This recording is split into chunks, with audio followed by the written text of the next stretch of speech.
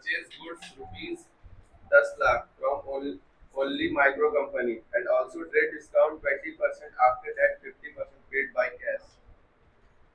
सुनिए सभी स्टूडेंट, जो कल का पढ़ाया गया था वही ट्रांजैक्शन आज भी पढ़ा रहा हूं, लेकिन आज वाले ट्रांजैक्शन में चेंजिंग है। यदि आपको ट्रांजैक्शन का हिंदी समझ में आएगा तभी बना पाओगे, अन्यथा उसका एंट्री आप नहीं बना पाओगे जब तक कि आपको ट्रांजैक्शन का मतलब ना समझ में आए। उसमें ये बोला गया है कि 10 लाख रुपए का कोई सामान खरीदा गया है और उस पे 20% का डिस्काउंट मिला है, उसके बाद से 50% अमाउंट पेड किया गया है, यही ना। तो इसको सबसे पहले बनाने से पहले समझना पड़ता है कि आप बना क्या रहे हैं। देखिए सभी स्टूडेंट इधर ध्यान दें, गुड्स की जो वैल्यू है, गुड्स की वैल्यू टोटल 10 लाख रुपया है। सुनाई दिया सबको? टोटल 10 लाख रुपए का माल खरीदा गया है और इस 10 लाख रुपए पे जो डिस्काउंट ऑफर है, डिस्काउंट जो है 20% है ना जी, 20% का डिस्काउंट है। तो ये जो डिस्काउंट है वो 10 लाख रुपए पे काटा जाएगा, तो ये हो जाएगा 10 लाख इज मल्टीप्लाई 20%, सही है ना। तो ये टोटल इसकी वैल्यू आएगा 2 लाख रुपया, यानी जो डिस्काउंट है वो कितना है। पहले मैं वर्किंग नोट समझा दे रहा हूं, उसके बाद से एंट्री कराऊंगा। मतलब जो ट्रांजैक्शन बोला गया है उसके बारे में आपको पहले समझा रहा हूं। मैं बार बार कहता हूं ये देख कर लिख लोगे तो ये कोई मतलब निकलेगा क्या, इसका कोई मतलब नहीं निकलेगा जब तक कि समझ में ना आए। अब देखिए, तो आप समझिएगा, सभी स्टूडेंट जानते हैं कि डिस्काउंट को हमेशा माइनस किया जाता है।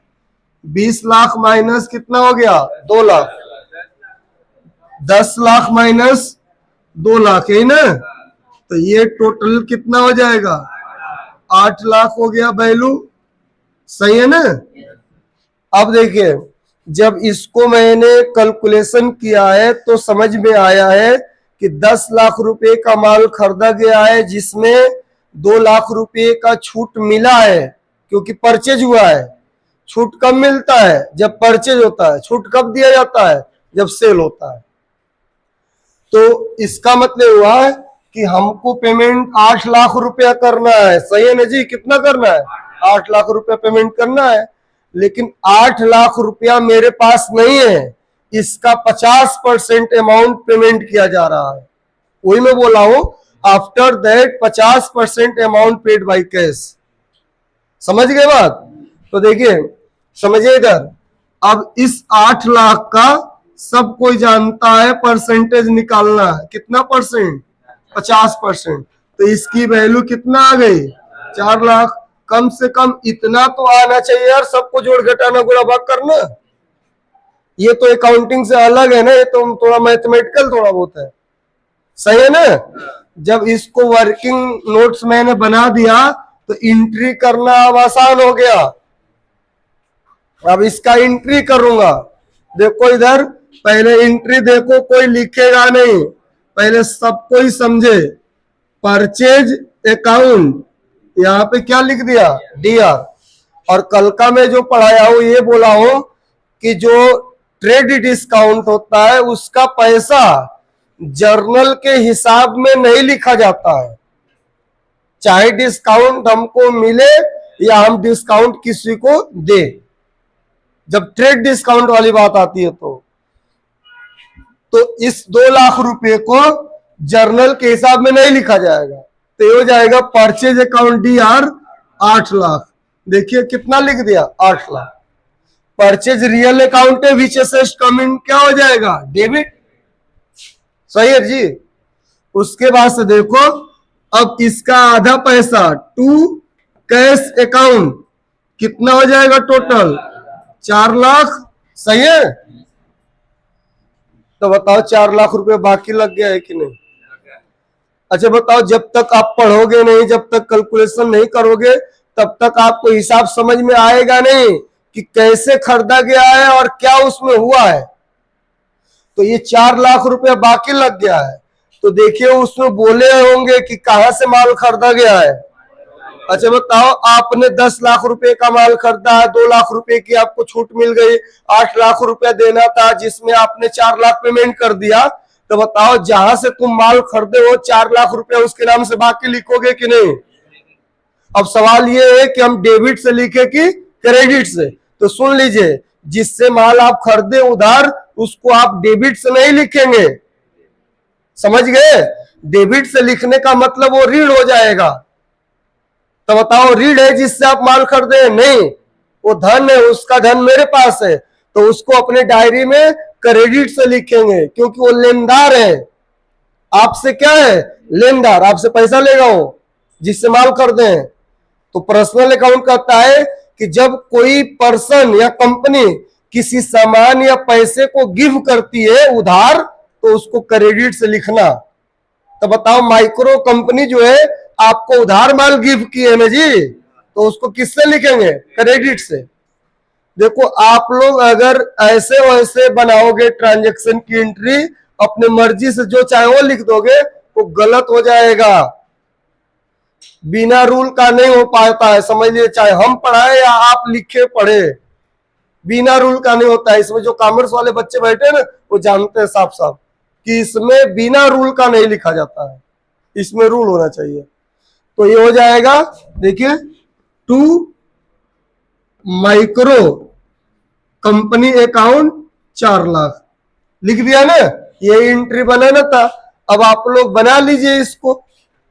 उसके बाद से दूसरा भी बताऊंगा, 1 मिनट से ज्यादा नहीं लगना चाहिए इसका एंट्री लिखने के लिए। ये एंट्री आप लोग लिखे पहले तुरंत।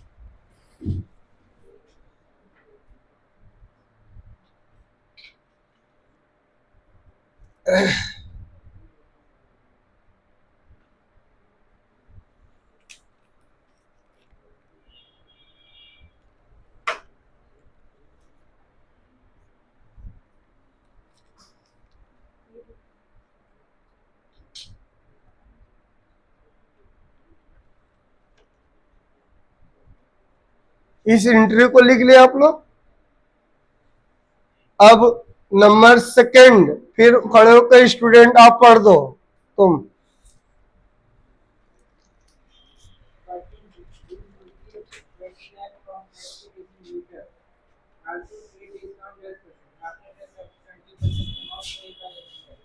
देखिए, मैं इसको इरेज कर दे रहा हूं, सभी स्टूडेंट समझे। बोलो गुड्स की वैल्यू क्या है, फिर इधर देखे सभी स्टूडेंट। जब मैं आपको समझा रहा हूं ना, तो उसको समझना चाहिए। समझ रहे हो कि नहीं आप लोग? देखिए, गुड्स की वैल्यू, देखिए गुड्स की वैल्यू कितना है बताइए आप लोग? 20 लाख रुपया है। सही है ना? जरा इसको समझिए आप लोग, ये थोड़ा अलग बोला हूं। बोलो आगे, डिस्काउंट कितना है? तो ये देखिए, इस पे आपको डिस्काउंट, जो डिस्काउंट मिला है कितना परसेंट है? 10% है। देन इधर देखिए सभी स्टूडेंट, देन स्क्रीन की तरफ ध्यान हो। देन ये हो जाएगा 20 लाख इज मल्टीप्लाई 10%। पता है ना, जब परसेंट का सिंबल लगा देंगे तो बाई 100 नहीं लिखना है आपको। सही है ना सब कोई? बैठ जाओ। तो ये इसकी वैल्यू आएगी, फिर कितना आएगी? 2 लाख। मतलब आपको डिस्काउंट कितना मिला है बताइए? 2 लाख रुपए का डिस्काउंट मिला है। और आप ट्रेड डिस्काउंट पढ़ रहे हैं, इसको समझते हुए कि ट्रेड डिस्काउंट का पैसा जर्नल के लेन देन में नहीं लिखा जाता। साफ बात सुन लीजिए। तो अब मेरा हिसाब कितने लाख पे हो जाएगा? 18 लाख का हिसाब रहेगा मेरे पास। ये 2 लाख रुपए अब नहीं लिखेंगे। तो देखिए, सुनिए ध्यान से। अच्छा बताइए, 18 लाख रुपया आपको पेमेंट करना है, क्लियर है? 18 लाख का 70% अमाउंट पेमेंट किया जा रहा है। कितना परसेंट? तो 18 गुणे 7 करके देखिए कितना आ रहा है।